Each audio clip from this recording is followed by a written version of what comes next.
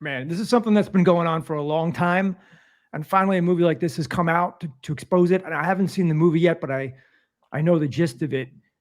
It's scary, man. You know, it's scary because Check, check, check one, check two.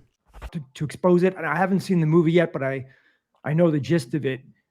It's scary, man. You know, it's scary because even when I was a kid, 30, 40 years ago, people knew about this. There's always missing kids on the milk cartons.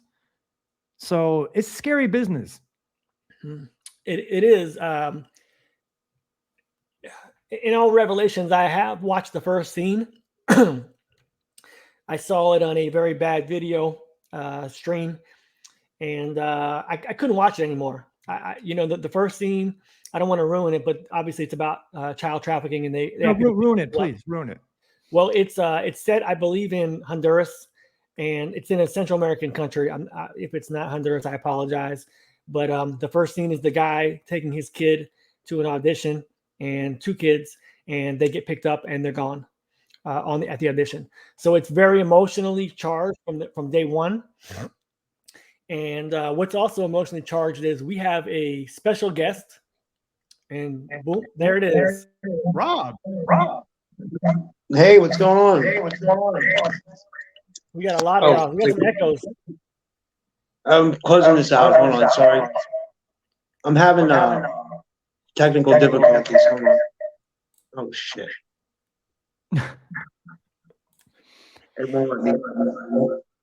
Sorry, I'm sorry, guys. Can I mute you? How do I mute this dude? All right, I just muted him for a second. Rob, give me a thumbs up when you are back in part. I'm going to edit it anyway. It's not a big deal, but you're making more work for me, buddy. We're talking about The Sounds of Freedom, or the movie The Sound of Freedom. You should have it now. Good. Okay, cool. Welcome to the We Are One podcast. We are now 3. We were 1. I was by myself talking like Matt, Quantum Unconscious, and all of a sudden Chad joined in, and now Rob's joined in. I'm Chad. It's so good to see you, man. How was your trip? Oh, it was very good. Thank you. Appreciate it. Good to see you again as well. Yeah, I know. Like me and Ken did a couple podcasts while you were gone, and he told me you were on a trip, and then I haven't seen you in a while, so I figured, it'd be cool to say hi. But I haven't seen Sound of Freedom yet. What did you guys think of it? I haven't seen it either. We were just talking about the first scene I saw streamed on the television from a bootleg, and I turned it off because I was very emotionally charged to it. And then I started looking at it, and I started thinking, and I'm watching Patrick Bet David, I'm watching Timcast, I'm watching these news outlets that are on YouTube, and my mind kept going back to, why are they letting it happen now? Like, why is this being given? Basically, they're saying that they're trying to turn the temperature up in the theaters. They don't want people to watch it, but to me, that makes people want to watch it more, right? That's the way I look at it. Like, if they're telling people don't watch this, and I mean Hollywood or the cabal or whatever they're talking about, if they say don't watch it, you're going to go watch it, right? So obviously they're reporting they don't want people to watch it. So I start thinking about, why are they letting this happen now? Chad and I have had numerous discussions about the number of missing kids and missing people. There are hundreds of thousands of them a year and have been for a long time. So that ties into the missing 411 too. Like the people that go missing in the national parks and forests. Yep. Like, that's no joke. That's like a real thing that David Polides put together. And he just he didn't want to touch the UFO connection for a long time, but he finally did. You know what I mean? He finally pieced it together. But I think it's a lot more than that. I think it's like a multifaceted, multi-component thing that people are disappearing, between murders and child trafficking and human trafficking and prostitution and aliens. And I mean, it may be aliens, I don't know for sure, but like maybe people slipping into alternate dimensions. I mean, it could go so many different ways, but you're right. It's a thing. Well, I'm a very big coincidence theory person, and I don't believe in the conspiracies because we talk about the JFK thing and the magic bullet, and obviously science can't disprove that yet. That's the first instance of a conspiracy. So I'm a coincidence theory person. And when my mind starts going, what are they doing?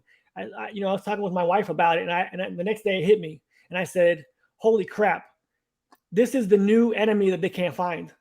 This is the new ISIS. And I might get in trouble for this, but this is the new enemy. in my opinion. And here's how it's going to work. They're gonna have a big campaign now that the American people have risen up, and they want politicians and governments to invest billions of dollars to stop human trafficking.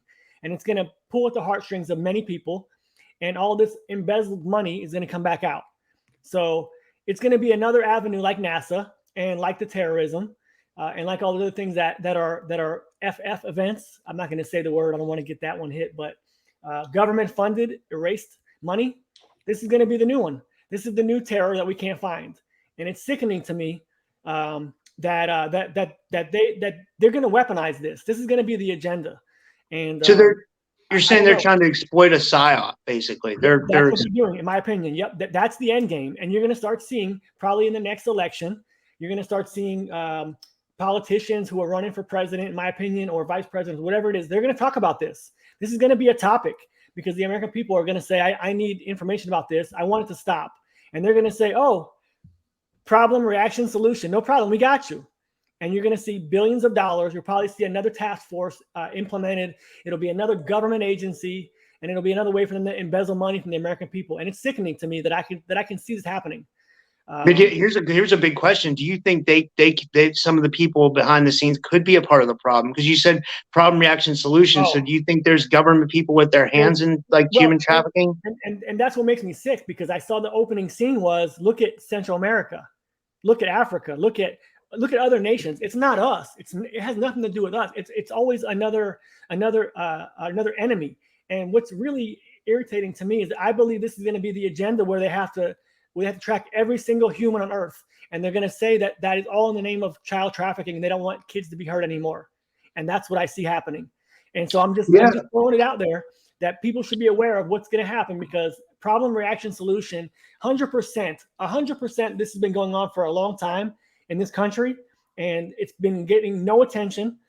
We've never talked about how many people are missing a year. It's never been vocalized, and it just irritates me.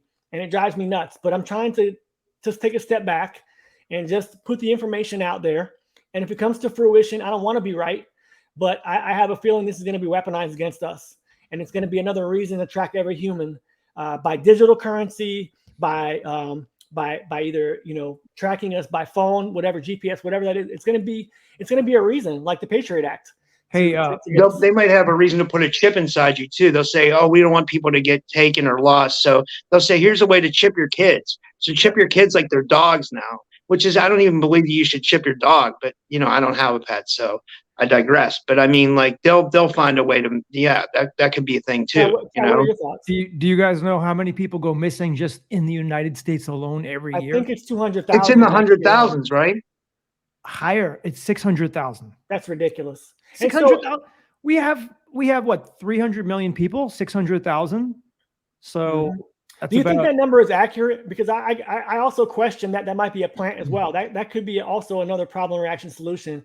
I mean, who are these people that are going missing? They're not immigrants that are going missing, because they're not documented to document. Like, you can't. I wonder if it's strategically done. Like, I wonder if these people that are going missing don't have a lot of family. But then if you watch like the Missing 411, like it'll say a story of like a guy who's walking in the national forest and his kid's kind of lagging behind him. All of a sudden he turns around and his kid's not there.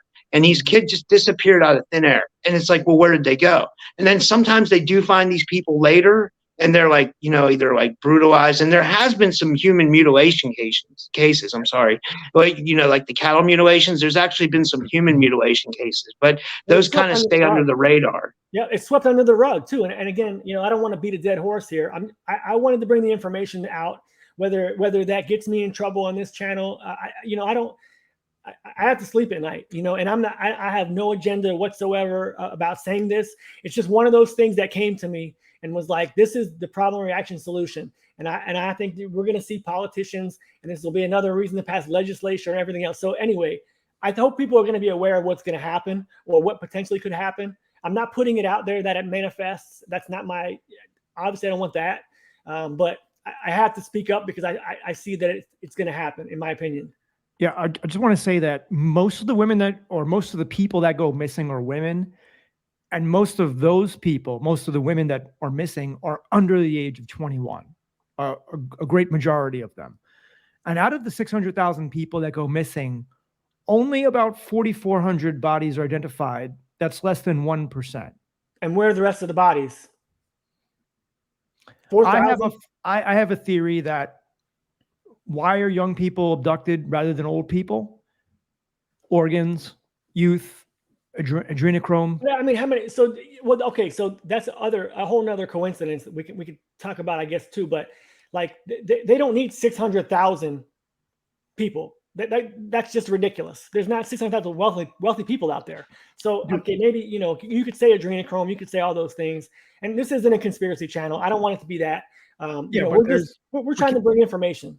But there's a never or a constant need, never-ending need for children, for slavery, for harvesting organs, and that's also very coincidental, though, that we'll need to invest billions of dollars into this potentially, and we'll never catch it. It's like cancer. I mean, we're all in our 40s.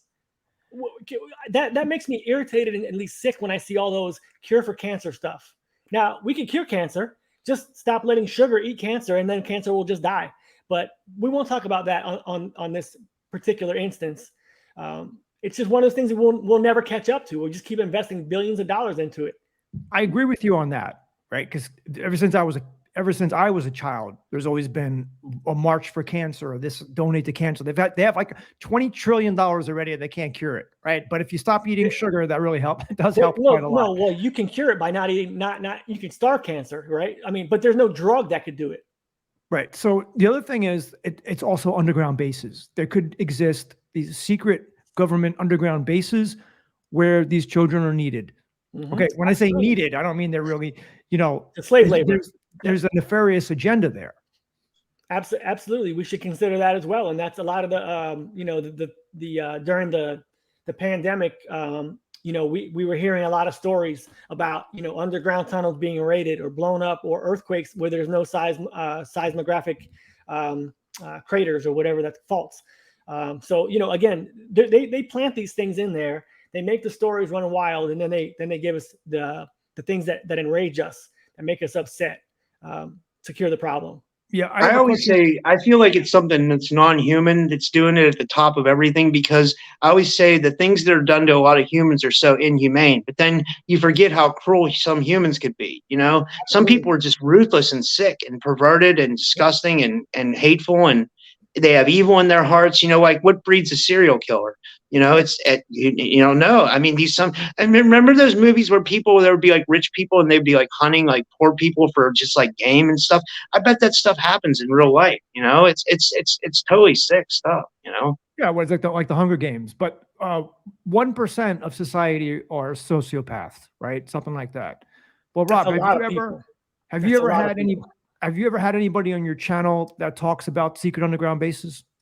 Yeah, I've had a couple people like they said that they verified them, and and they think a lot of people think it has something to do with aliens. Me, I tend to be a little. I mean, like on my channel, I don't give much pushback to my guests because I feel like I'm not there for that. But in my personal life, I'm a little bit more skeptical. Like, I'd like to see the proof first. I mean, like, I don't know if it's extraterrestrial or not, but I mean, it seems to be a lot of evidence that there is. It seems to point to something non-human at the top of everything. And I don't really know of any. I've had Mary Joyce on my show, Ryushin, a bunch of people that like think that there's the testimony of Phil Schneider, if you believe what he said, and there's other people too. I think it's escaping me now. I mean, like stuff like people like William Tompkins. A lot of people have talked about it. It's pretty common. I think that lady I just had on too, Misha Johnson, she talks about it too, because a lot of people talk about my labs, and I'm sure you guys got into those, which are military abductions that are like supposedly in coercion with like the extraterrestrials. And I don't know why they're doing that. It seems like if we do believe that the ETs are taking people, they have some kind of weird breeding program or something. If that's real, I don't know. I'm just stating what I hear, Yeah. I was just reading about, I was rereading, Betty and Barney Hill, that couple that was abducted in 1961. They were coming back from their honeymoon from Montreal. They were driving through the White Mountains of New Hampshire, or I should say maybe Rhode Island. and there was a spotlight. They felt like a spotlight was following them. So they stopped the car and they look up and they got out of the car. They see this craft, and that's it. They blacked out. And about 2 hours later, they came to in their car miles down the road. They go home, and then they have these nightmares and this trauma of this memory they can't remember. They go under hypnosis, and they realize that they both have the same memories of being taken up into this craft. They were put into separate rooms, and they were examined by these alien beings. And so that was one of the first times that it's a case like that had ever been known.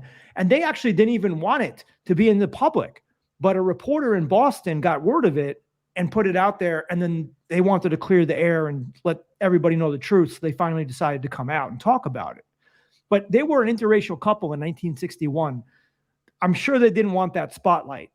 They weren't trying to make money off of it, right? They didn't want to be out there, but they did. And actually, Betty Hill was terrified.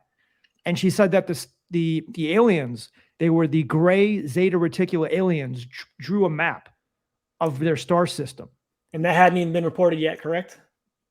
Well, No. Star system. It was only in 1969 that a woman named Marjorie Fish looked at the map and interpreted it and said, that's Zeta That's accurate. Reticuli, which is about 39 light years away. So, and also the Greys had made the Greada Treaty with Eisenhower in, I believe, 1954 at Edwards Air Force Base. What was it called? The The Greada Greada Treaty. Treaty. Is that a Mandela effect for you guys? That it was. I mean, I'm not trying to add Mandela effects, but was that not the Grenada Treaty? No, I It don't could think be. No, I think the Grenada Treaty is like a South American event. I think it's a little bit different. I've obviously heard of the Grenada Treaty with Eisenhower, but I thought it was called the Grenada Treaty, and I'm not trying to add Mandela effect. Who was that? Who was the guy in Star Wars? The weird looking guy, the alien. Wasn't he? His name start with a G? Like he was a Greada or something like that. Remember that guy from the bar? Hmm. Oh, Sounds I'm like trying to Greada think. too. I wonder if they named him after the Greada Treaty, but it's That's always crazy. been Greada Treaty for me. Okay, all right. Well, so I don't want to beat a dead horse. Rob, sorry, go ahead. No, I was going to go ahead. I was just going to say, I definitely think something's going on, and I think it's non-human, but I think there's other stuff going on too. Like you were talking about, Ken, I think it's like military, government, sick people, evil people. But like it's definitely like an epidemic. You know, the whole missing people thing. You know, it's crazy. And what was interesting, you know, what I thought was interesting was David Paulides did 4 of those missing 411s, and he didn't want to touch the UFO thing until the last one, and he finally did it in his most recent one, which was really good. He tied some interesting stuff together. But I just thought, because I think he thought that if he touched the UFO phenomenon, then it would kind of tarnish his research. But then his last one, I guess he feels like it's somewhat valid. You know, so he finally came out with it. Chad, I know you don't have much time. I want you to hear what me and Rob are going to talk about here in a second, because this is going to be really interesting for the people, I think, especially. And I have not heard anyone say this. Rob, I pulled you on the show, and I was bugging down your phone the other day because this came to me, and I was like, I want to hear what Rob has to say about this. So without further ado, I want to talk about Pigtail Girl, Starfire Tour, the original title of the Mandela Effect. I was giving Chad a brief summary. She said the science of the phenomenon is what she actually did her research on, right? Is that Starfire Tour. And the actual first prior human phenomenon was called alive again, dead again phenomenon. Is that correct, Rob? Well, I think what she was trying to say was she calls it the time shift effect because she feels like that she came out with the name Mandela Effect. But then she said Fiona Broome took her idea and called it the Mandela Effect. I don't know how much of that I can verify or not. You know, I don't know. I just wanted to get your thoughts about. Okay, so I watched your interview with her and with Jim. I think his name is Jim. Is that correct? Yeah, Jim Gerard. Yeah. Okay, so I'm trying to get a hold of her. Pigtail Girl, if you're watching this, I need you to come and talk to me on the video. Rob, you can come. Chad, you can come obviously too. But because I really want to know. If there are, I'm gonna drop a bombshell of what my Chad already knows where I'm going with this, but if there are time shift living dead people, what was the first case of that? And Rob, I'm gonna give you a question. If I could say I could document the first case of time shift living dead people that has been memorialized throughout history, what would you say? I'd love to hear it because it sounds so interesting. How about this guy? How about Jesus? How about the story of Jesus and the resurrection, where hundreds of people saw Jesus die on the cross, and then he did what? Came back to life. So That's true. I never thought about what that. if the story of Jesus is actually a retold story? Because again, the canon in the Bible and the stories that are written are not written in Jesus' time. What if these are actual Mandela Effect stories of Jesus? What if that's exactly what this was, and people are just saying, I can't explain how he came back to life? It could be. That's a really good point. But So I would like to know from sorry, go ahead, Chad. Are you presuming that Jesus never existed, or do you say Jesus? No, I definitely think the myth. I think this is the first. I think this could potentially be the first case of someone who was seen to die and came back to life. The same way that millions of people remember Mandela dying and then he wasn't dead. Like, I think that could have been the myths and the stories potentially. I'm not saying that this is what it was. I don't know. But it seems like that's how things start, right? We start with stories and myths, and all of a sudden, the guy's walking on water. And I'm not saying that Jesus wasn't extraordinary, and I'm not saying that I know anything. I'm just proposing the fact that things get lost in translation. Over 700 years later, the Bible and the stories are written, and 700, whatever it is, and then throughout time, things seem to have changed and manifested. And could this be an example? Is what I'm posing, of the first person who, again, time shift living dead person? Is this the first example that we have? Because if this has been going on for a long time, and Starfire Tour says in your interview with her, Rob, or sorry, on the Time Chronicles, she said that this was a prior human phenomenon for as long as humans have been around. Wow. So you listen to the Time Chronicles? I think that's a good show. Like, I didn't hear her talk about that, but I know there's a lot of cases of those. It's not just Jesus and Mandela; it's a lot of people, right? There's like a list. He has a list, and again, I'd like to talk to Pigtail Girl, because I'm assuming that I can't get Starfire Tour, but if she's for some reason, I don't. She's like impossible to get a hold of. Well, I heard she's getting older now, but then at the same time, I guess she has Pigtail Girl do all her interviews because. I appreciate that. I've seen her on a few interviews, and I'd love to talk to her about, what is her interpretation of the first cases of this? I mean, we talk about, it's not Mandela. There's no way it's Mandela. If she has documented cases of other ones throughout history, I want to know what they are. Don't you? Yeah, I want. Yeah, I'd love to. Count of Saint Germain. I want to play devil's advocate here and say, give me the list of people. I can paste it. I can probably screenshot it. There's a screenshot on. Okay, so if you guys want to go to, give me 1 second. It's called the Time Chronicles. Time Chronicles, and it's the first episode. And she has a list, and it's probably, make sure I spell it right. She has a list of them, and it is probably about an hour in or so. She has a list. I'm going to see if I can find the list, and I can give you a website address. But I have seen Pigtail Girl on a couple comments. I was watching a few other things, and she was actually in comment section. So if she's watching this or sees this, Rob has given me your email. I apologize, I've been busy, but I'd like to talk to you about, what you know about the first incidences of the alive again, dead again phenomenon. I have I brought up the website here. I can read a little bit of it, but I mean, she kind of goes into it, but she doesn't give a list of like, she just says the time shift living dead phenomenon is an important part of it. My time shift discoveries and research. The phenomenon itself has been historically reported as long as mankind has existed in the coexisting timeline programs set up through the core matrix. But until my discovery of time shifts in the core matrix, the phenomenon was not properly understood.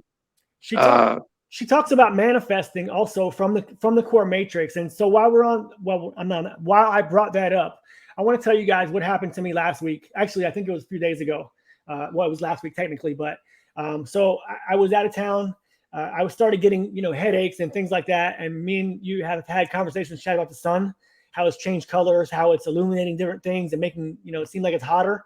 I was kind of having a little out of body, out of mind experience. And I was like, am I imagining all this? Is it, you know, what is this going on? Like what you said, Rob, about your third eye awakening, things like that. So Yeah. I started thinking, you know, give me a sign. If I'm imagining all this, if I'm creating all this, give me a sign. If I'm doing it, let me do it. Like, you know, I want a sign. So I drove home to Tampa, from Tampa to here. The next day, I was charging my car. And again, I'm gonna give you the background so it makes more sense. This car has been giving me kind of headaches from the sun coming through the roof. So I've been thinking about potentially selling it. And so I went to the charger because I have free charger miles instead of using my own home. So that's a little background. So I go to the charging station and I'm like, okay, I want to put 200 miles on this 220 miles or whatever it is on the car. About 5 minutes before it ends, I said, you know what? I'm good. I'm done. Open the car door. On the ground, blazing in the wind, is $100 bill just sitting there.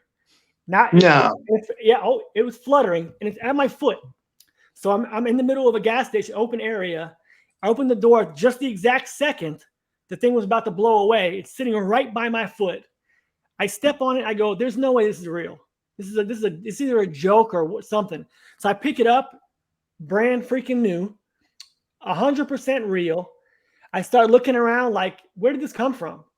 And I started saying to myself, did I make this? Did I literally make this happen? I was like, I started getting emotional. I was like, God just put this here. So I took my phone out. I'm taking pictures of like flags blowing in the wind at like 30 miles an hour. A storm was coming. And here's this money just sitting at my foot that I can't explain how it got there, where it got there from. It wasn't mine. You know, and can I tell you something similar like that happened to me lately? Like I needed money for like bills, and I started listening to that Neville Goddard. I was using his guy's name's Elmer Locker on YouTube. He does a lot of good Neville Goddard meditations for like manifestation. So I started listening to that every night, and I was listening to some subliminals too to manifest money. And sure enough, a week later, money manifested like a couple different ways.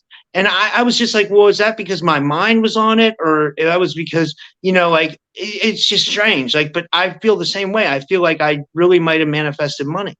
You know, I crazy feeling when you ask for evidence and then you see it and then it strikes you and it's like, you know, I asked my friend, I said, what are the chances of this? What are the chances that I would get out of the car the exact second with the wind blowing like that, a storm coming, and it would be sitting there on the ground right next to my foot? I could not have missed it, but there's no way it was there the whole time.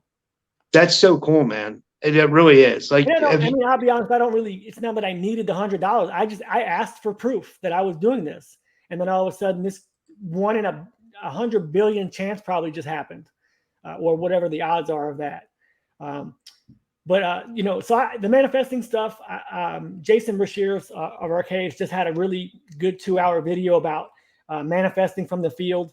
And I've thought this for a while, so I want to bring this up. Go ahead, Chad. You have a question? What were some of the key points that he mentioned about manifesting, if you don't mind me asking? Yep. So it was a lot about, so it is a very interesting concept, and I agree 100% with it, but I never actually thought about it like this.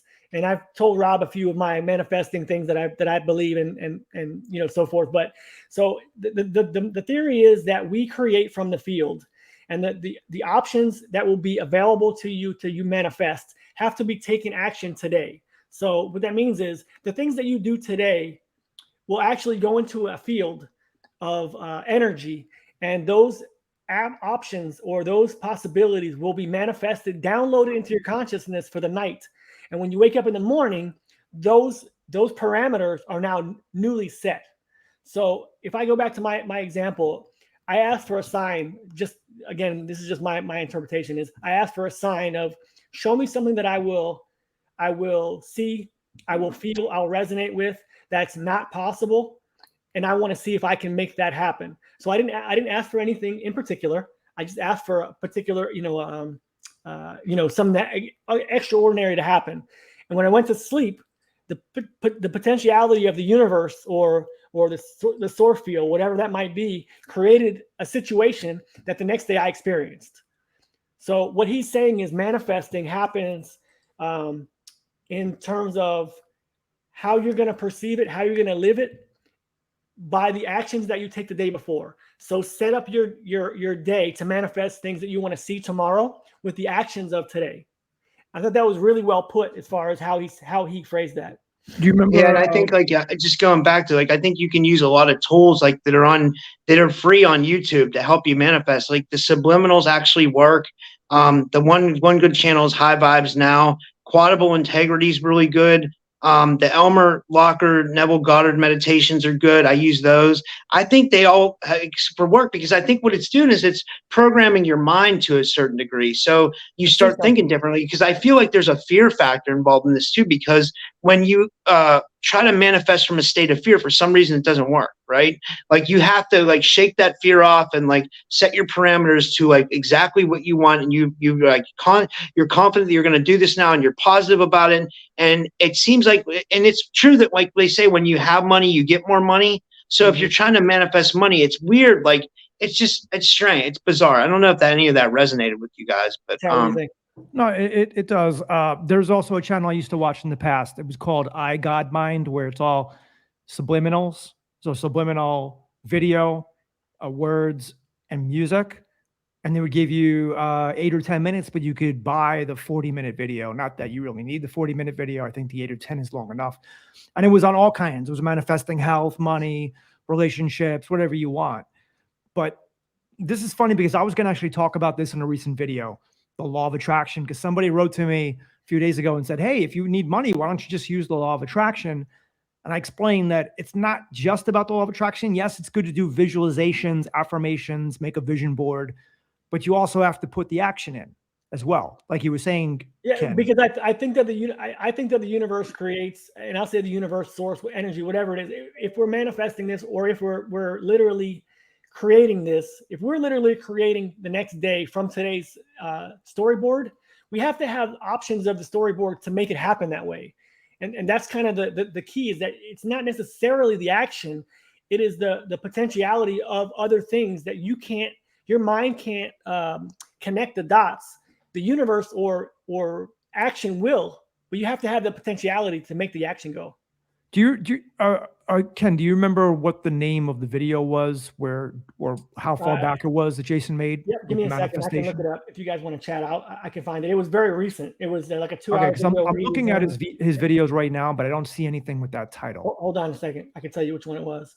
Yeah. But by the way, Rob, I was going to ask you, how's the job going?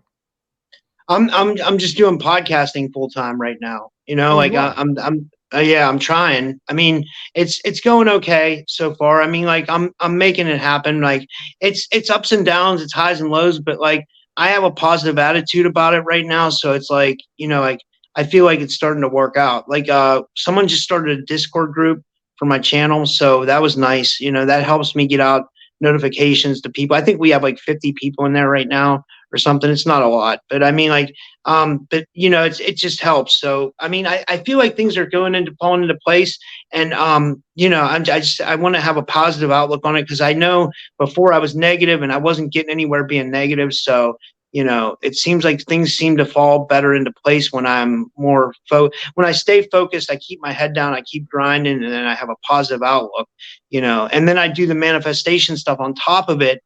It really helps, because I'm like the type of person, like I need subliminals, I need affirmations, because I have what you would call a negative mindset. Like, I don't know if it's entities. You got a big ego, and I don't mean that as a negative thing, like you have a big head. I mean, you're hardwired in, and that's what they programmed you hard. You got to get rid of that. Well, yeah, I think it's the subconscious, right? Because only a small percentage of your mind is governed by your conscious mind, but that subconscious programming is going to be running in the background no matter what you think consciously. So that's why you need to keep having that reinforcement. And I need the same thing as well. I'm just like you, Rob. I'm just like you. But it's good that you're doing that. Keep doing the reinforcement. Keep thinking positively. Go ahead with it and give yourself a time frame.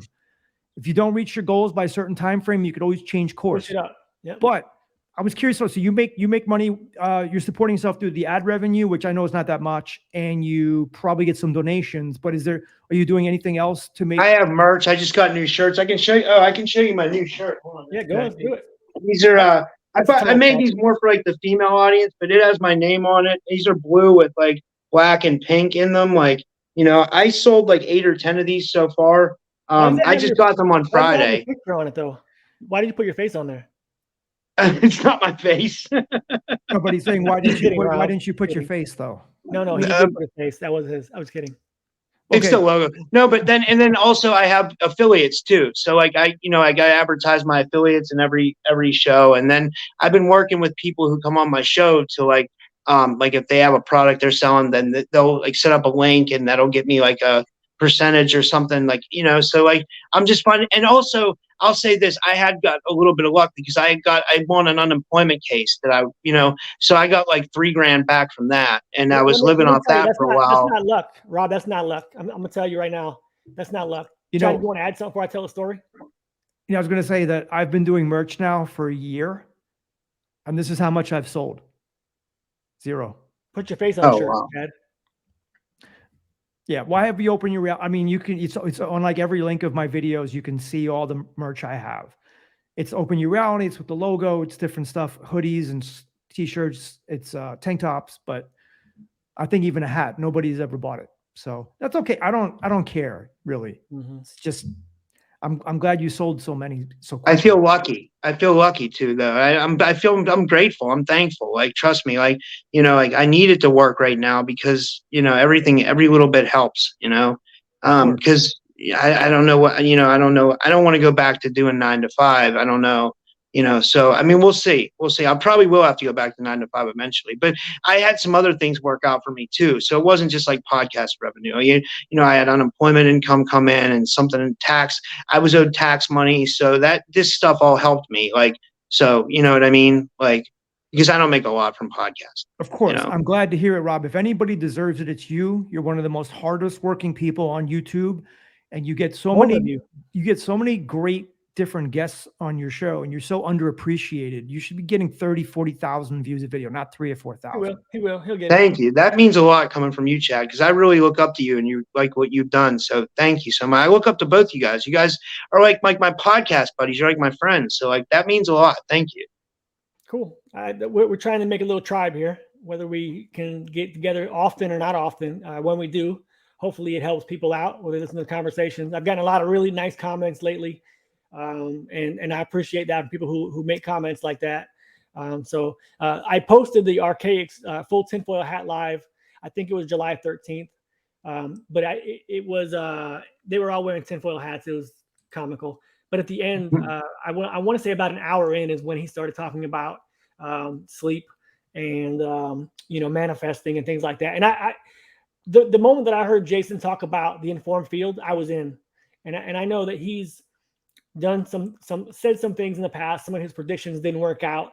But you know, he's always honest. In my opinion, he's honest about it. Like, he's like, I don't know what's up with that. I'm just telling you what the data says.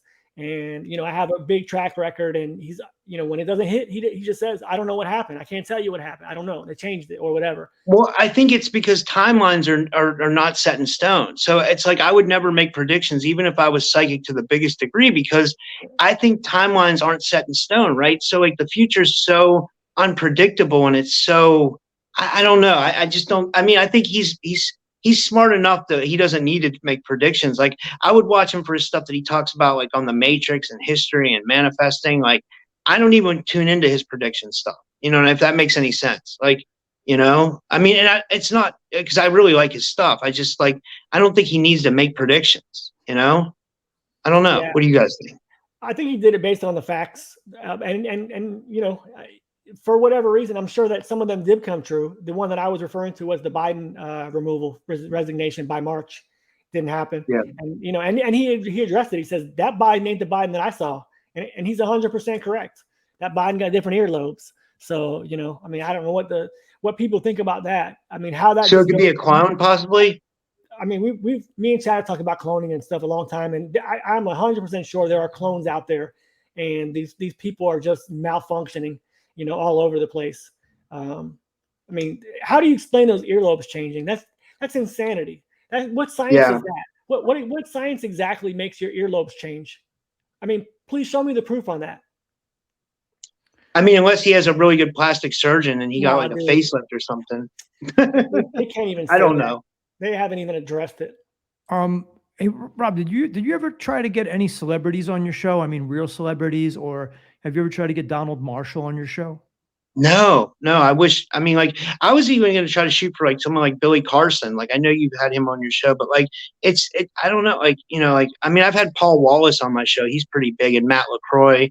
I'm trying to think, but like, Hey, not. Rob, reach out to Donald Hoffman. See if Donald Hoffman will come on your show.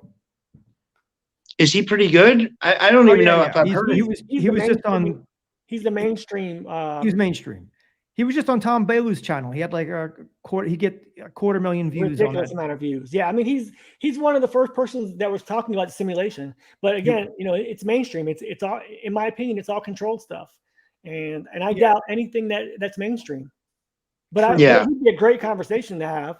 Did you ever reach out to Billy Carson, Rob? I think I have, and then he hasn't returned my email, so I'll try again. But what I was going to say was, did you guys see that Mandela Effect conference is coming up? I know I had Chris on my show, Anatra, and I know he's one of the people that's organizing it. I'm actually excited about that. I think that'll be interesting. Are you But going? it's in person, and I probably won't be able to go. I asked him if he was having a live stream, and he said they aren't. No, it's going to be in Connecticut, and it's going to be around Labor Day. So unfortunately, I won't be able to go, but I would love to if I could. Yeah. I'm not able to go. I talked to Chris already. Chad stole my Cynthia Sue Larson guest, and Chris Anatra. Let me tell a story. While Chad was in New York, in Gainesville, Chris texted me and said, "Hey, I'm free. Chad canceled on me." I said, "Okay, let's do it." So I put that July 3rd, I think it was, interview out there, and I asked Cynthia to come on with me and Chris, and Cynthia said, "Sure, next Monday we'll work at 4:00." And I said, "Perfect. I'll put it in my calendar." And then Chad stole them.